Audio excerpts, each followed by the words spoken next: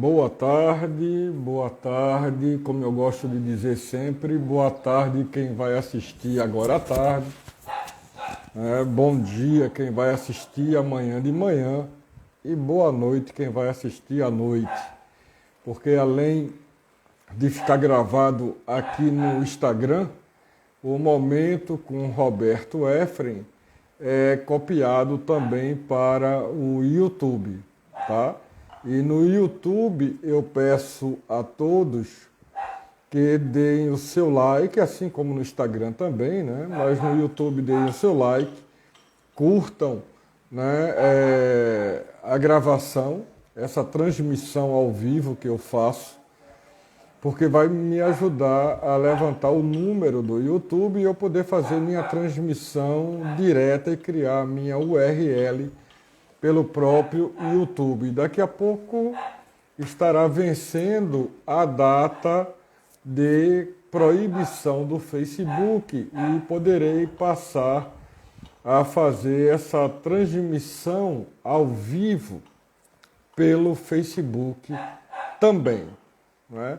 A plataforma do Facebook oferece mais recursos, né? Eu terei mais tempo para gravar pelo Facebook e terei inclusive mais facilidade em convidar pessoas para dividir em algum momento o espaço, né, comigo. Hoje, a transmissão ao vivo de hoje está com o título O Mundo Flerta com o Fim, né? E por que eu resolvi dar este título à nossa transmissão ao vivo de hoje? Porque enquanto no Brasil nós estamos envolvidos com a mortandade, né, das pessoas, especialmente com Covid-19, por uma série de fatores e principalmente pelo erro do governo genocida do presidente da República, o senhor Bolsonaro. Então, por estarmos envolvidos com essas mortes, infelizmente, num número tão absurdo, hoje já deve passar dos 440 mil mortes, não é? Quando nós poderíamos ter evitado muitas destas mortes, e não foi feito pela administração do país. Eu quero dar aqui o abraço e a alegria de receber Carmen em nossa transmissão ao vivo. Seja muito bem-vinda, Carmen. Então, eu estava conversando, Carmen, antes de você chegar, e Dani também. Boa tarde, Dani. Coisa boa ter vocês aqui comigo. Eu estava conversando, lembrando o título da transmissão ao vivo de hoje, que é O Mundo Flerta com o Fim. E o que me preocupava? E aí eu estava dizendo que enquanto o Brasil, nós brasileiros, estamos enterrando os nossos mortos, onde já vai passando dos 440 mil mortos, sem falar que o número... Boa tarde, querida amiga. Sem falar que este número não é número real, né? Nós sabemos que o número hoje já é bem maior. Infelizmente, já devemos estar chegando à casa dos 500 mil. E em uma pesquisa feita nos Estados Unidos, ele aponta que até o mês de julho nós deveremos estar próximo aos 700 mil mortos. Isso é feito numa pesquisa da área de saúde e, segundo os especialistas, dizem que devido à criação e o aparecimento, o surgimento de novas cepas, nós vamos ter ainda problemas seríssimos. Mas enquanto tudo isso está acontecendo no Brasil, a gente não se dá conta que algumas coisas terríveis estão acontecendo pelo mundo, né? Nós estamos tão absortos, tão presos nos nossos problemas e às vezes esquecemos, deixa eu dar uma regulada aqui, e às vezes esquecemos do que está se passando no mundo.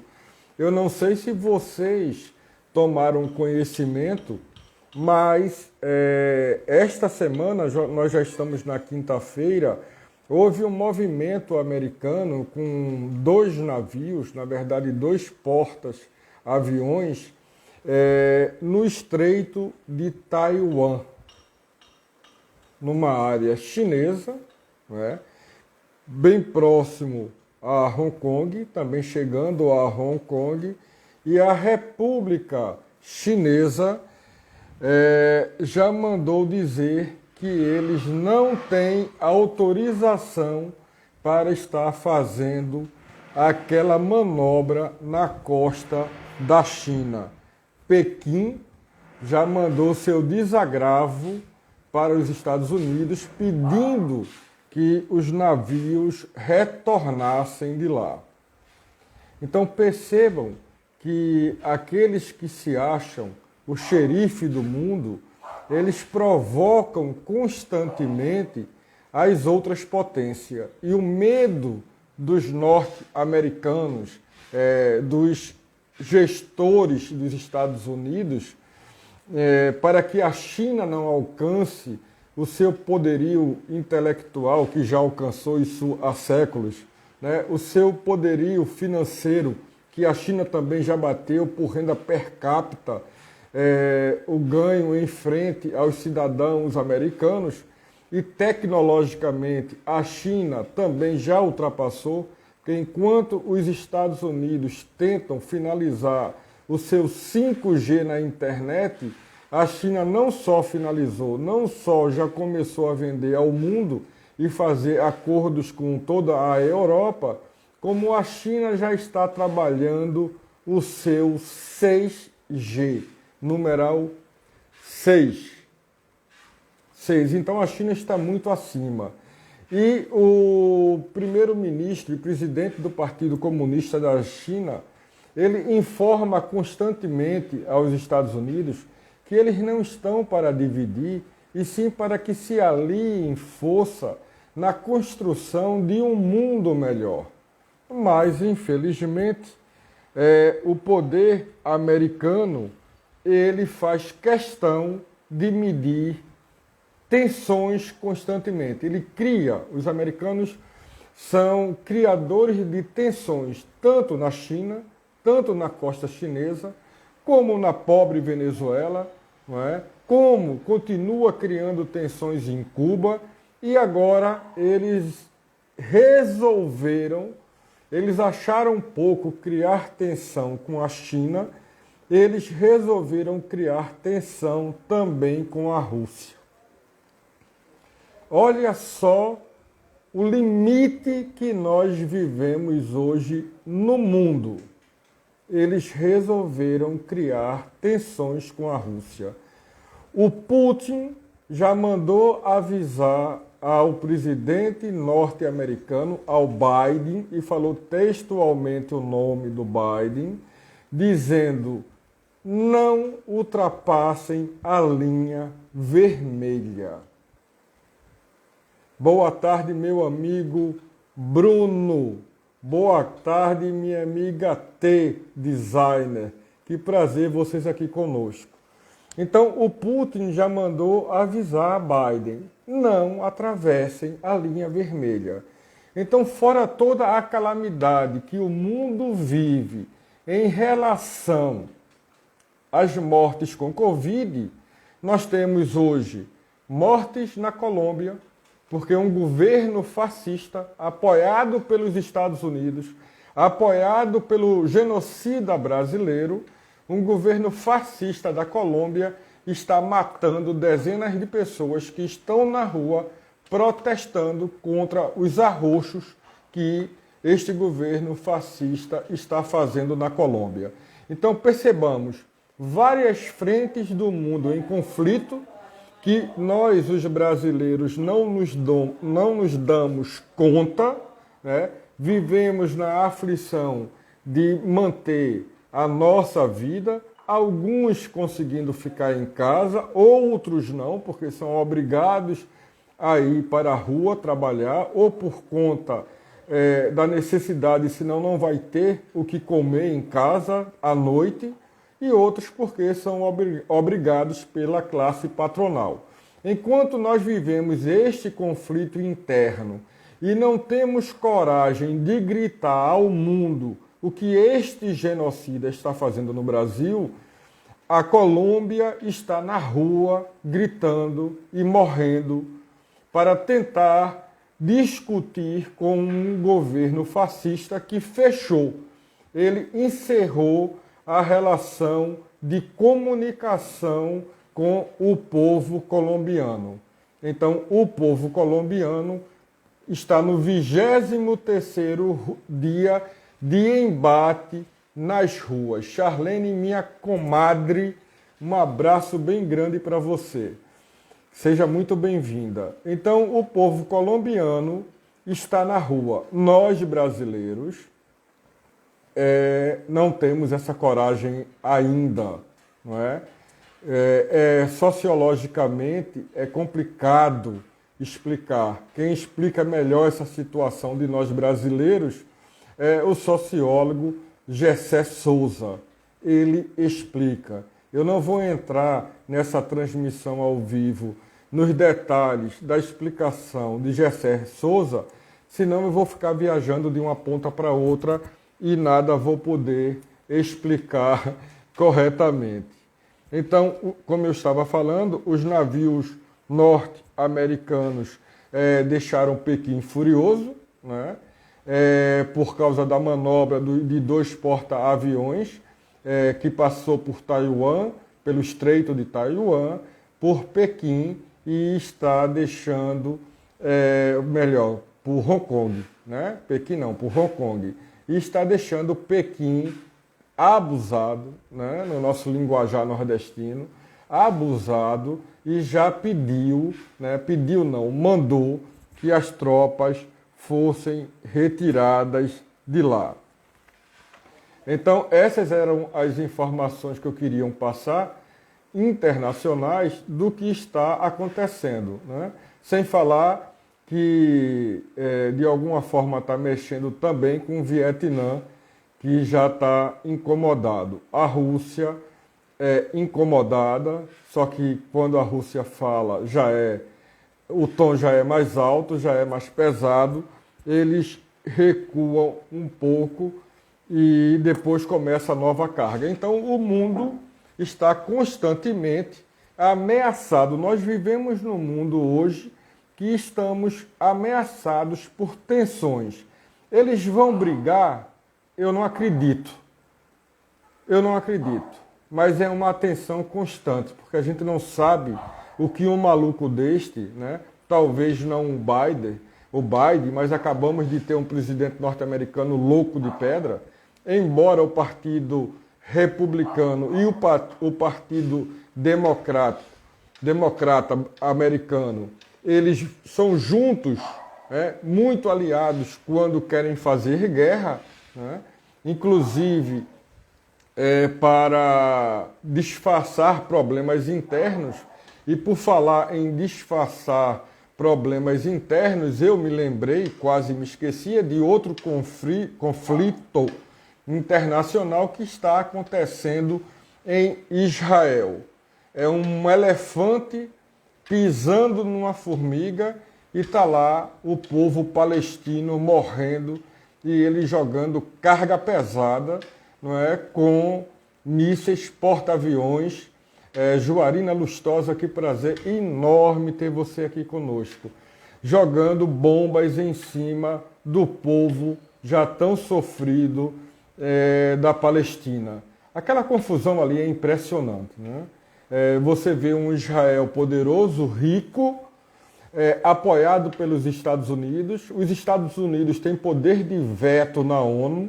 Hoje quem está presidindo a ONU é o Xi Jinping, o primeiro-ministro chinês, porém não consegue fazer muito porque os Estados Unidos têm poder de veto e reclama para ele a discussão com Israel, mas esta semana mesmo foi flagrado vendendo milhões e milhares de armas para Israel. Ou seja, enquanto nós andamos pedindo para que se haja uma paz mundial, não é? Os países continuam se autodestruindo. Os israelitas ocuparam aquele lugar, tiveram a região reconhecida como deles, e ao mesmo tempo o mesmo teria que ter acontecido com a Palestina, não foi, porém Israel saiu ampliando a sua fronteira, né, e hoje há um fechamento total, uma ação esmagadora sobre a Palestina. São todos os moradores de Israel que têm essa intolerância? Não. Mas o poder de Netanyahu, que está para sair do poder, não quer deixar o poder porque senão ele será preso. Então ele não quer deixar o poder. TT, que bom TT ter você aqui conosco. Seja bem-vinda. Não quer deixar o poder, porque se Netanyahu sai do poder hoje e ele não consegue fazer maioria no Congresso, ele será preso por corrupção. É muito parecido com o nosso caso aqui no Brasil, que o genocida tenta fazer de tudo para não deixar o poder, porque ele sabe que ele vai ser acusado internacionalmente por Freud. Perdão, TT, eu liguei você a Freud agora e terminei falando no mestre Freud.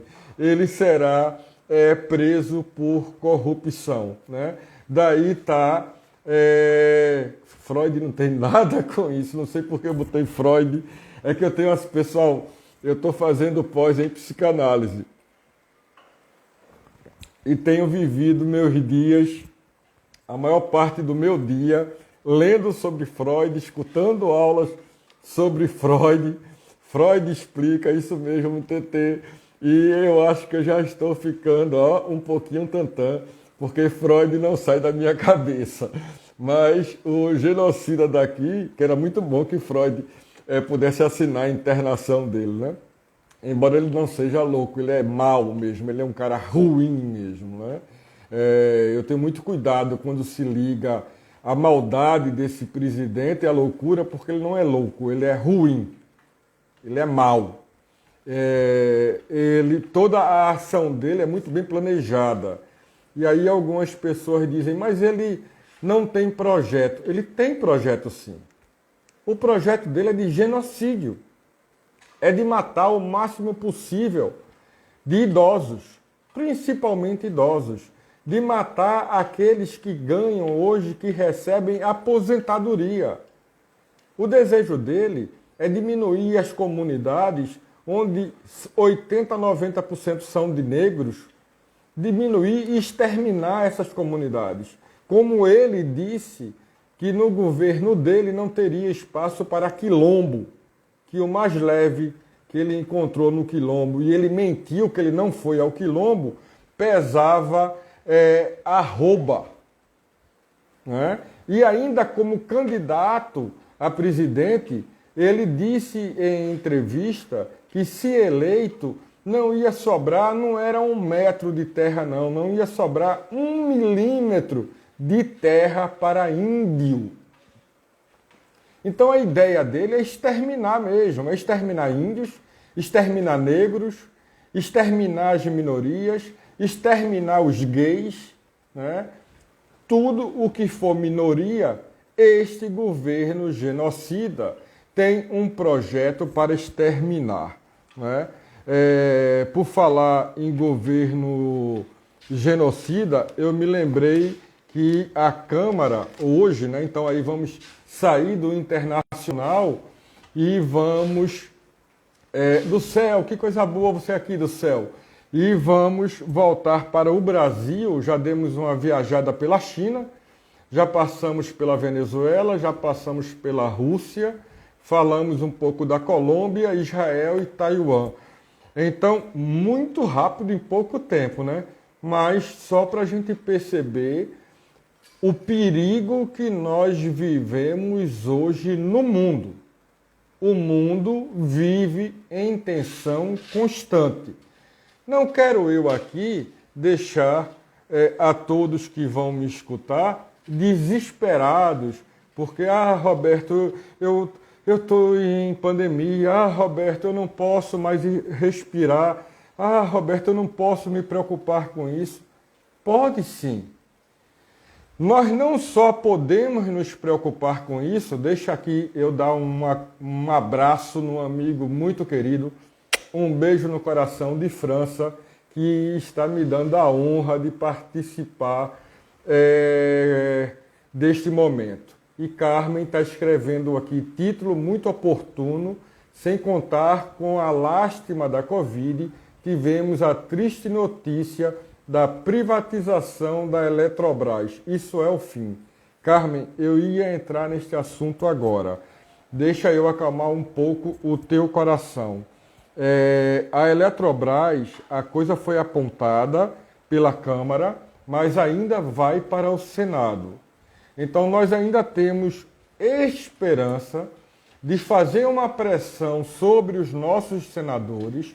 Eu espero que cada um de vocês saibam o e-mail, se não descubram na internet, daqueles que vocês ajudaram a eleger para o Senado, e vamos fazer pressão para que isso não aconteça.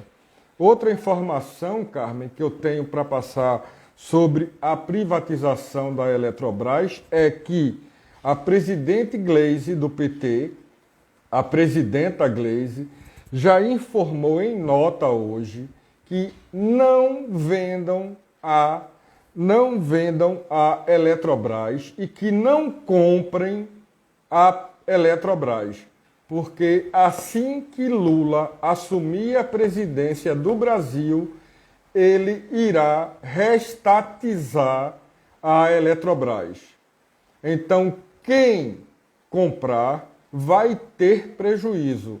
A Petrobras não vai ficar. Isto chama-se uma questão de segurança nacional.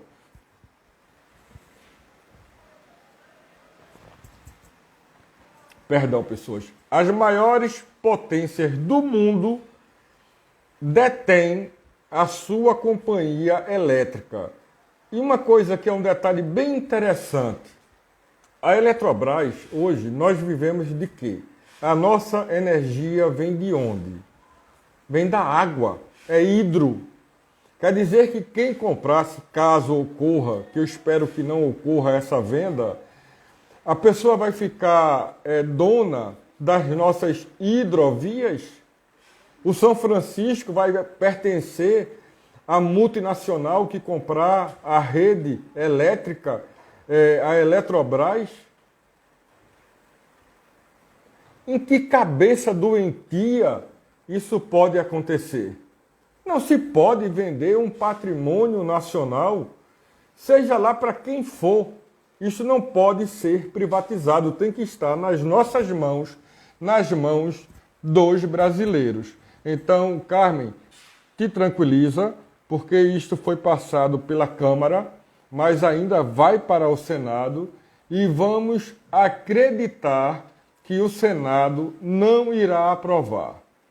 E, de uma forma muito rápida, a Gleisi já soltou uma nota informando que não comprem, porque quem comprar vai ter prejuízo, pois o nosso presidente Lula irá, assim que assumir a presidência, que eu espero que seja antes de 2023, porque eu não acredito que esse genocida vá resistir à CPI da Covid-19, e eu espero que antes disso o presidente Lula já assuma a nossa presidência. Acabei de receber aqui uma notícia que Israel volta a bombardear palestinos na faixa de Gaza, apesar da pressão internacional por um cessar-fogo, né? E a mídia chinesa comenta que máscara de direitos humanos dos Estados Unidos é derrubada por ataque de Israel à Palestina. Luiz Gustavo, meu colega administrador, um grande abraço e obrigado por estar aqui conosco. Então, ainda temos a esperança da Eletrobras não ser vendida, né?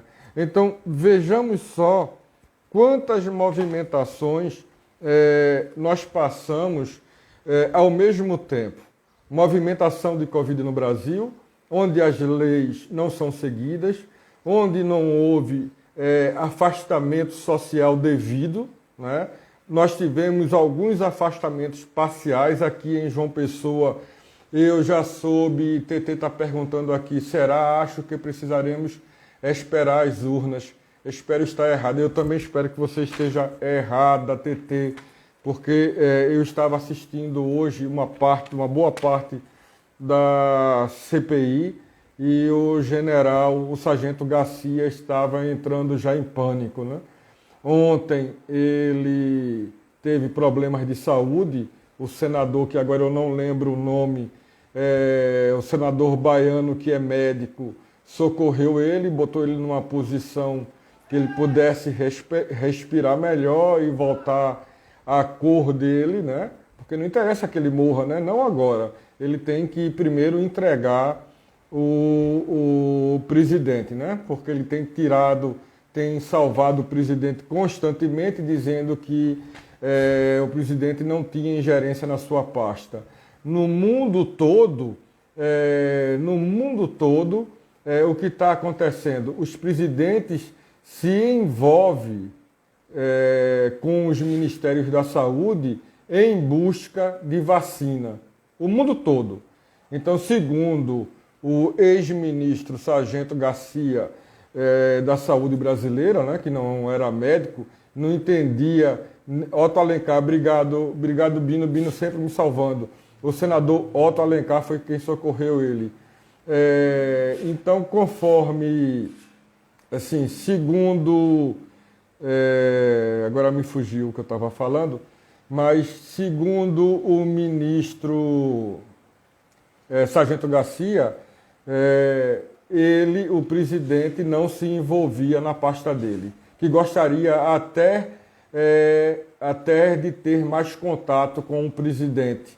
Como é que um ministro da Saúde, em plena confusão, em pleno morticínio, mais de 440 mil mortos, chegando oficialmente, que a gente sabe que esse número não é correto, em breve em 500 mil mortos, o presidente não está constantemente falando com o ministro da Saúde.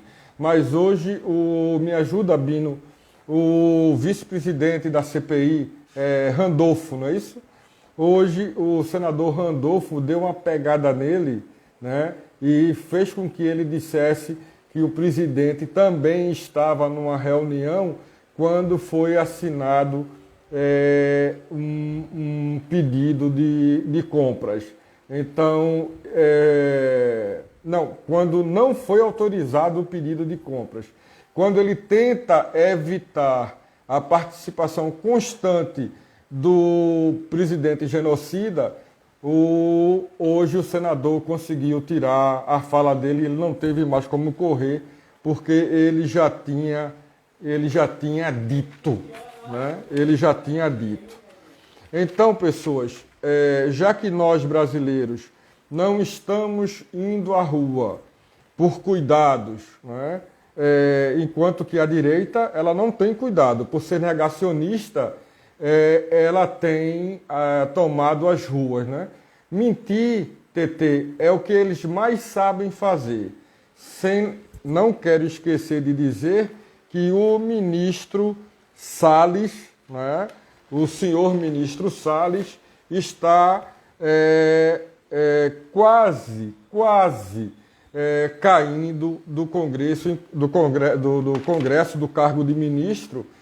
O PT e o PSOL já fizeram um pedido oficial para que ele fosse afastado, porque ele está sob investigação policial de contrabando. E, pior para ele, quem acusou o contrabando foi foram os Estados Unidos da América. Então, outro escândalo, esse senhor foi para a Amazonas, destituiu o delegado da Polícia Federal, porque prendeu as árvores e disse que lá no Amazonas não iria passar boiada. Ele afastou, né, o delegado da Polícia Federal e ontem foi deflagrada uma ação e foram na casa dele, pegaram documentos, computadores e ele será, espero eu, que preso e que não demore muito a este senhor ser preso. Então percebamos quantos movimentos nós precisamos fazer no Brasil. E concluindo o raciocínio que eu estava tendo agora há pouco, já que nós não estamos indo à rua, que não podemos vestir as nossas camisas vermelhas, desculpem até por eu não estar de camisa vermelha hoje. Hoje eu sou daltônico, eu acho que a minha camisa é azul. Não sei se é, mas eu acho que é azul, porque para mim azul, rosa, roxo, tudo é azul. Aí vamos poder vestir a nossa camisa vermelha, vermelha sangue, essa eu conheço bem, que é vermelha, e gritar. Enquanto isso, vamos brigar aqui na internet. Pega o e-mail do teu senador, pega o e-mail do teu deputado federal e vamos fazer pressão. Já que não estamos fazendo pressão nas ruas, vamos fazer pressão aqui pela internet. Estamos aqui, eu fico recebendo aqui mensagem constantemente. Lula, numa entrevista, ele já declarou que vai enfrentar o presidente. O ministro Alexandre deve ter visto indícios fortes a autorizar a operação contra Salles, diz Mourão. É comum na administração deles já largar, né, aqueles que pisam na bola, né? Então, Renan, hoje na CPI, aponta 14 mentiras de Pazuello.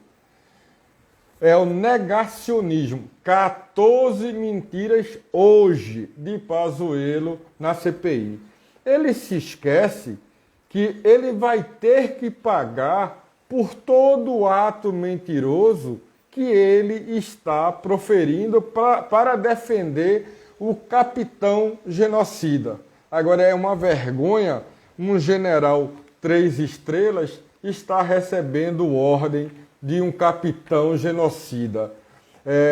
E aí Carmen coloca para a gente, enquanto a Dilma enfrentou firme por 13 horas 48 senadores. Foi vergonhoso ver o general quase borrando de medo.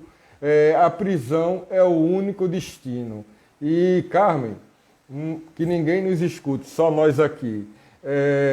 Eu soube que ele estava com a fralda geriátrica. Eu soube que ele foi para a CPI de fralda geriátrica para não acontecer com ele o que aconteceu com o filho de Bolsonaro quando foi participar do debate no Rio de Janeiro. Né? Então ele estava de fralda geriátrica. O outro se borrou todo no Rio de Janeiro e quando Jandira Fegales foi socorrê-lo, o mau cheiro foi absurdo. Né? O médico da família correu para pegá-lo para que ninguém soubesse, mas ele borrou-se mesmo. Bino, eu acho que Mourão também é mais perigoso do que o Bolsonaro. Isto é verdade. É um perigoso, Lili, que prazer.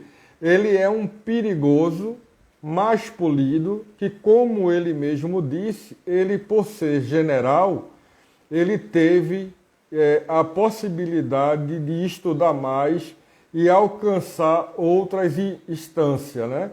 Então ele é mau e inteligente. Ele é mau e inteligente. Estamos perdidos dos dois lados. A única saída que nós temos é afastar essa coja definitivamente do poder e a ala progressista do Brasil voltar a tomar conta do Brasil. Como é que nós deixamos de ser a sexta economia graças... Gente, quem é menos ruim neste grupo? Ninguém. Não tem um menos ruim, tem o pior. Então, nós temos que fazer... nós éramos a sexta economia do mundo, como eu estava dizendo. Caímos para a 12ª economia do mundo e caindo mais. Né? Caindo mais. Este é o nosso problema. Estamos descendo ladeira abaixo. E cabe a nós mudarmos esse quadro. E é a nós mesmos. Não pode ser. Eu não vou querer reencarnar num Brasil, para aqueles que acreditam, não se preocupe do céu, eu sei que é pressa em escrever. Eu não vou reencarnar para aqueles que acreditam em reencarnação, eu não vou reencarnar num Brasil desgraçado como esse, não. Então nós temos que trabalhar muito para lutar para que a nossa sociedade mude e o Brasil passe a avançar, como fez na época dos governos do presidente Lula e da presidenta Dilma. Os Estados Unidos, como xerife do mundo, e eu já disse na transmissão da semana retrasada, que infelizmente eu não pude estar aqui na semana passada por motivos outros, né? Então, na semana retrasada, eu já tinha dito isto. Os Estados Unidos querem que o Brasil seja um país colônia de commodity para oferecer comida para o resto do mundo. Não é do interesse norte-americano que o brasileiro produza, que o brasileiro tenha médicos, que o brasileiro tenha engenheiros, que o brasileiro tenha tecnologia, tenha cientistas. Não. Eles querem que o brasileiro viva de agricultura. E o pior de tudo é que a massa da nossa agricultura hoje, perdão pelo barulho, aqui tem um prédio aqui em obras do lado do meu, se estiver chegando a vocês. O agro é pop. Então, tudo que eles produzem no agro é pop e vai para fora do Brasil. Não fica aqui dentro. Então, como é que pode um país que produz e bateu outro recorde agrícola ter pessoas morrendo de fome? E não me agrada. Não me agrada ter que fazer uma cesta básica para doar. Eu me sinto mal em doar. Uma amiga nossa, ontem, numa postagem, e eu sei que ela tem muito boa vontade, é uma pessoa maravilhosa, que eu amo muito, né? Ela escreveu que o povo só não ia precisar mais de caridade, de doação de alimentos, quando o egoísmo saísse do mundo. Eu sinto muito, minha amiga, eu não vou nem dizer o nome dela aqui, porque eu tenho um carinho enorme por ela, e eu sei que não é maldade dela. Foi a formação religiosa que ela teve. O povo vai deixar de precisar de caridade, de cesta básica, de esmola, quando nós formos responsáveis e todos tiverem direito a trabalho, produzir e ganhar. Oi, Luiz. Luiz, que prazer tê-lo aqui.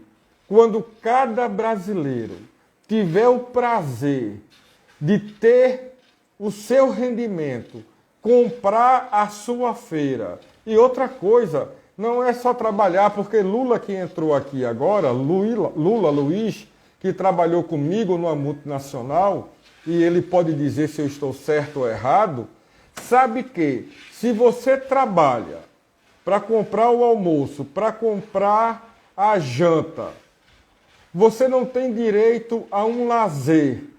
Você não pode comprar um livro para ler. você é um escravo da sociedade. Porque como é que você passa uma semana trabalhando, e olha que eu e Lula tínhamos o prazer de poder descansar no final de semana, quando podíamos, né, Lula? Porque se fosse final de mês a gente não podia. Mas ainda estávamos numa classe de trabalhadores que podíamos ter o nosso final de semana.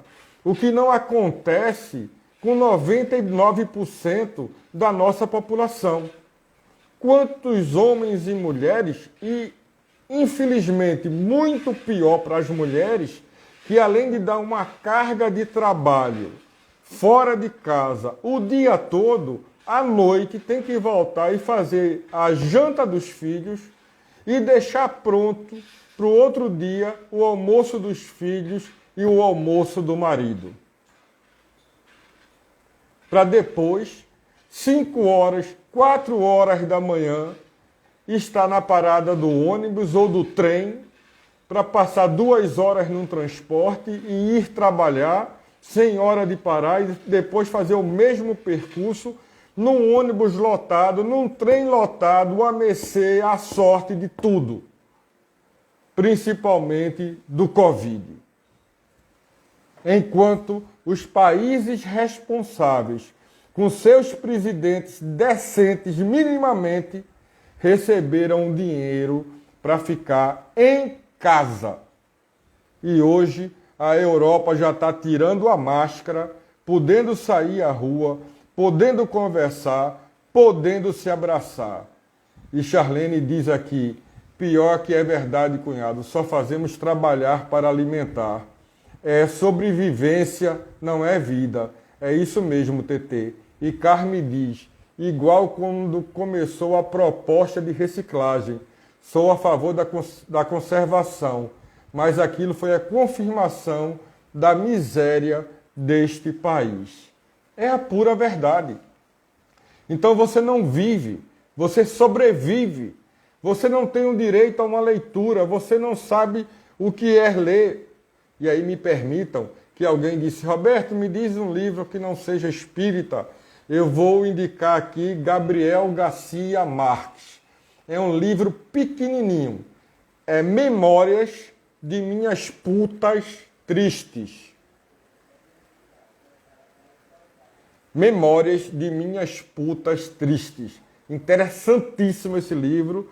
Vocês vão dar boas risadas. Gabriel Garcia Marques já deixou o nosso convívio na Terra, né? E ele escreve este livro no ocaso de sua vida. Então, infelizmente, a maior parte dos brasileiros não tem tempo de se educar, não tem tempo de lazer, não sabe o que é ir a um cinema.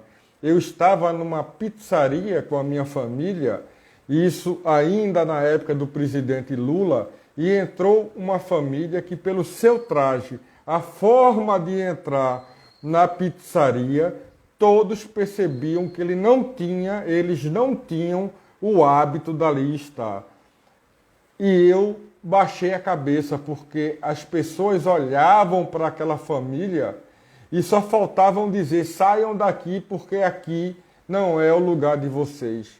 Eram pessoas humildes, né, e negras. Então, quero que aquelas pessoas humildes e negras faziam num ambiente caro e rico da burguesia de Recife. E Charlene diz, você passa 3 horas para chegar ao trabalho. É uma vergonha. É isso que Renê passa. Exatamente. Para quem não conhece, Charlene é minha cunhada e comadre, esposa do meu irmão Renê, e ele passa 3 horas para chegar ao trabalho dele e passa 3 horas para voltar ao trabalho. Ele chega em casa, ele tem tempo de tomar o café da noite, né? Que normalmente no Brasil afora chama jantar. Nós nordestinos chamamos tomar o café da noite. E ele já cai na cama. Ele não tem nem tempo de namorar com Charlene durante a semana, nem tempo de dar um beijo na minha afilhada, né, que está em casa esperando o pai, porque no outro dia ele levanta-se de madrugada para poder pegar o ônibus e estar no trabalho logo cedo. Logo cedo. Mas eu estou citando o meu irmão, porque Charlene está aqui fazendo a colocação. Mas esta é a realidade da grande maioria dos brasileiros. Quem fala disso muito bem, mais uma vez, eu coloco é Gessé Souza, né? No livro A Elite do Atraso. Né? Então, nós somos os antigos escravos. Nós somos. Eu estou um pouco fora desta situação, porque eu tenho o direito de ter um belo quadro em minha casa, outros quadros, viver numa situação melhor devido à condição de trabalho e formação que eu tive. Mas não são todos que têm essa condição, né? Que têm a condição no Brasil de estar um pouco afastado desta classe. Mas não são todos que estão afastados, muito menos longe.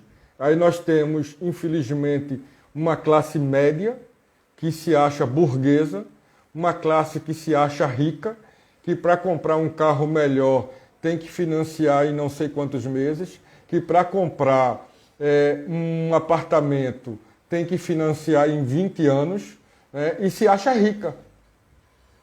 E eles não sabem que se adoecerem muito e perderem o emprego, vão ficar na miséria dependendo de amigos e dependendo de familiares.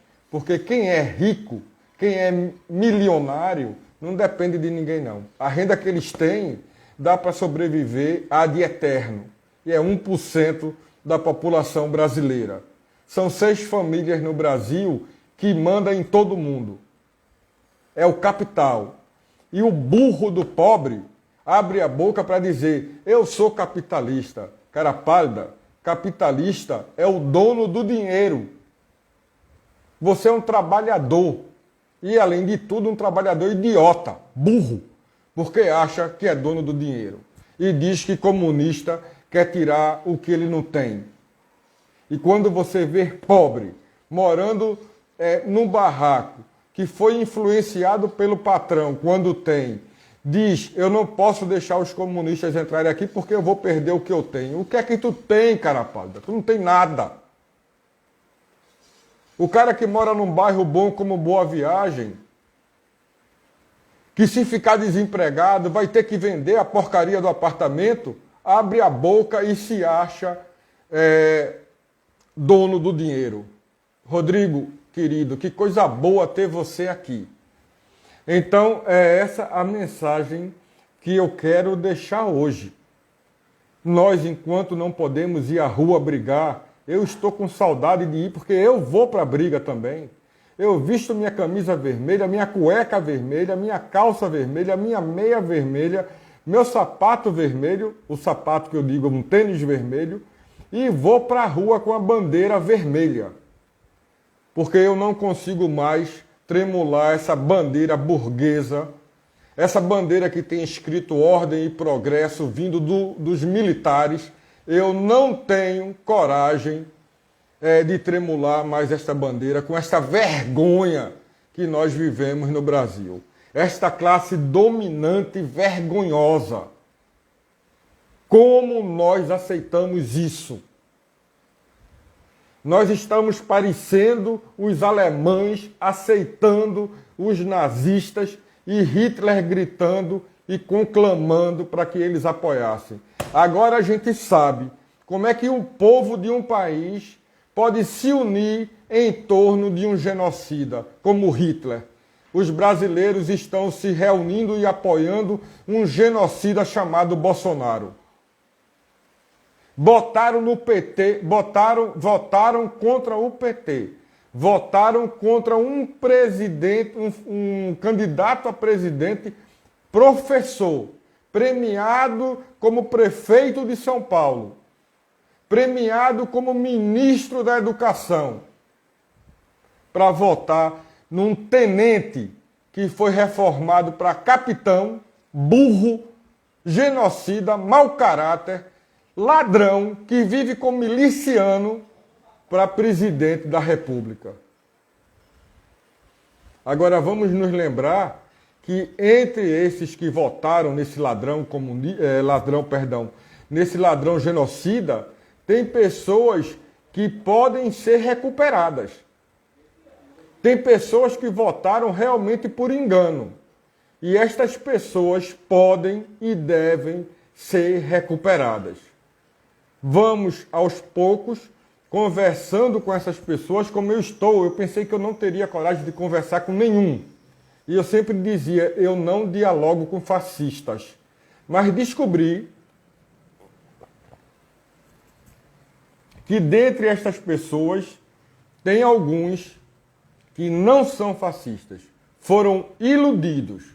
Foram feito gado na manada, seguindo o chefe, o líder da manada. Rodrigo está dizendo aqui, ele tirou do povo brasileiro o orgulho que tínhamos de vestir as cores da bandeira. Rodrigo, eu tenho uma camisa autografada do Penta. Ela está escondida dentro de um saco no fundo de um baú aqui em casa. Porque eu não tenho coragem de tirar aquela camisa. Carmen diz aqui para mim, todos doentes como ele. Projeção, exatamente. Projeção, Carmen. Então, TT, em nossa homenagem, eu quero ler aqui para todos uma fala de Freud. Em homenagem a TT, porque TT é uma colega, faz psicanálise comigo, né, aqui em João Pessoa. Não fique restrito só aos livros técnicos. Conheça as outras ciências para não ficar borolento. Então, Freud, em 1800 e lá vai bolinha, chegando em 1900, ele já alertava que nós devemos conhecer tudo. Então, pessoas, não fiquemos presos nas nossas práticas diárias e descobramos prazeres diferentes. Descobramos a filosofia, descobramos a sociologia, assistamos filmes em casa, já que a gente não pode ir para o teatro nem para o cinema, né? Vamos respirar um pouco para não ficar borolento, como disse Freud no início do século. Para me acalmar e nos acalmar um pouco, porque está chegando o final, né? Está chegando o final da nossa transmissão ao vivo, eu quero apresentar a vocês este livro maravilhoso que saiu do forno, Arqueologia dos Evangelhos, de Liszt Rangel, que ele recupera o caminho do Jesus histórico, né? Do Jesus histórico, não desse Cristo da fé que foi criado pelos homens, né? Então, esse Cristo que foi criado por Constantino, Paulo de Tarso, por uma igreja, né? Depois da partida de Jesus, lá pelos anos 70, por aí afora vai, né? E ele mostra Liszt Rangel, que é psicólogo, escritor, jornalista, está fazendo doutorado em Portugal, vive indo para Itália, vive indo para o Oriente para estudar sobre Jesus e recuperar um pouco do que foi Jesus histórico. Então, quem compra esse livro com ele, Liszt Psicólogo no Facebook, vai ter direito a um curso em junho, se eu não me engano, sobre o Jesus histórico. Bino, se eu estiver enganado, ou Carmen, com a data, vocês podem me corrigir.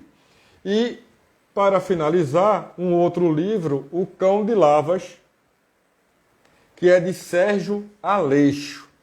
E para não dizer que eu não falei de poesia, né, antes de encerrar a transmissão ao vivo, nós temos de Sérgio Aleixo um poema belíssimo. Oi, Tailane, lhe vi bebê, lhe vi criança e você já está aqui hoje participando da transmissão. Dê um grande abraço em Dona Maria, sua mãe. Então, então Sérgio Aleixo, ele escreve na sua poesia, na página 16, número 4, Descer doutor, vou recomeçar. Descer doutro lugar, nasci doutra essência, sustento-me num único pilar e devoro-te na minha ausência.